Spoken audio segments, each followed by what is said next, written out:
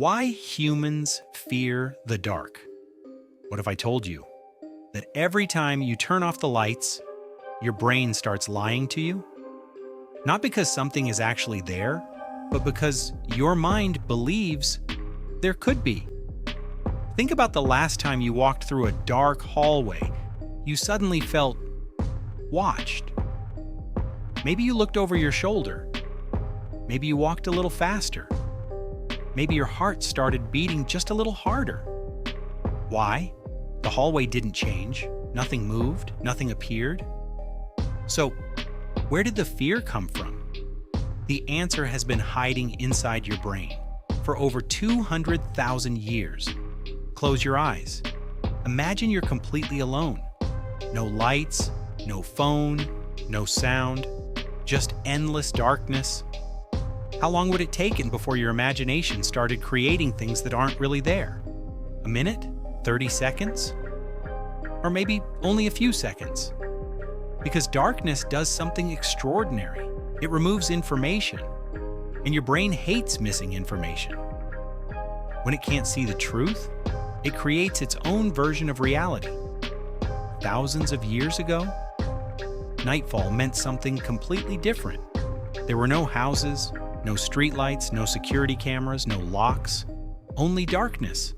And somewhere beyond the trees, and something was hunting. Predators didn't fear the dark. They owned it. Humans didn't. Every sunset meant one simple question. Would you still be alive by sunrise? Those who ignored the danger disappeared. Those who became anxious survived. Generation after generation, their cautious brains were passed on. That ancient survival system is still running inside your head today. Here's the strange part. You don't actually fear darkness. Darkness is simply the absence of light. You fear the unknown because your brain believes anything could be hiding where you cannot see. A chair becomes a person. A coat hanging on the wall looks like someone standing perfectly still. A shadow suddenly moves, even though nothing moved at all. Your eyes didn't make a mistake. Your brain made a prediction. And predictions aren't always correct. Scientists call this pattern recognition. Your brain is constantly searching for danger, not because it enjoys frightening you, because it wants to keep you alive. Imagine hearing leaves rustling in a forest. There are only two possibilities. It's the wind, or it's a predator. If you assume it's the wind, and you're wrong, your story ends there. But if you assume it's danger, and you're wrong, you simply wasted a few seconds.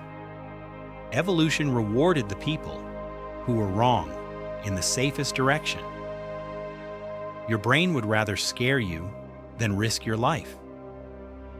Now here's something even more unsettling. Your brain doesn't wait to understand reality. It predicts reality before it happens. Every second, your mind is filling in missing pieces, building expectations, creating possibilities. Most of the time, you never notice until the lights go out. Then, the predictions become louder than reality itself. Have you ever felt like someone was standing behind you, even though nobody was there? That feeling has a name. Your brain is becoming hyper alert. When vision becomes unreliable, it increases the sensitivity of your hearing, your touch, your awareness. Every tiny sound suddenly feels important. The refrigerator clicks, the house settles, the wind touches the window. Ordinary sounds become extraordinary. Not because they changed, because your brain changed. This is exactly why horror movies almost never show the monster immediately. Instead, they show an empty hallway, a slowly opening door, a dark staircase, a shadow. Your imagination begins writing the story long before the movie does. And here's the secret. The monster inside your imagination is almost always scarier than anything on the screen. Children experience this even more intensely. Their brains haven't fully learned where imagination ends and reality begins. The monster under the bed feels completely real. The closet becomes a hiding place, every shadow, and becomes alive. Adults tell children, there's nothing there. But the child's brain isn't convinced, because evolution doesn't care how old you are. It only cares whether you survive. Even as adults, that ancient program never truly disappears. That's why millions of people still run upstairs and after turning off the basement light. Not because they believe something is chasing them, but because, for a tiny fraction of a second, their brain whispers, "What if?" And sometimes that single question is enough. So, what happens the next time you find yourself standing alone in complete darkness? Remember this: the darkness isn't watching you. The darkness isn't hunting you. But your brain is searching for reasons to believe it might, because it has spent hundreds of thousands of years preparing for dangers that most of us will never actually face. Your mind isn't trying to tell you the truth.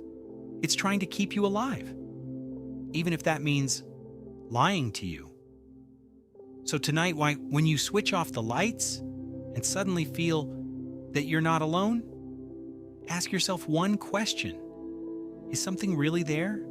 Or is your ancient brain telling you the oldest survival story ever written?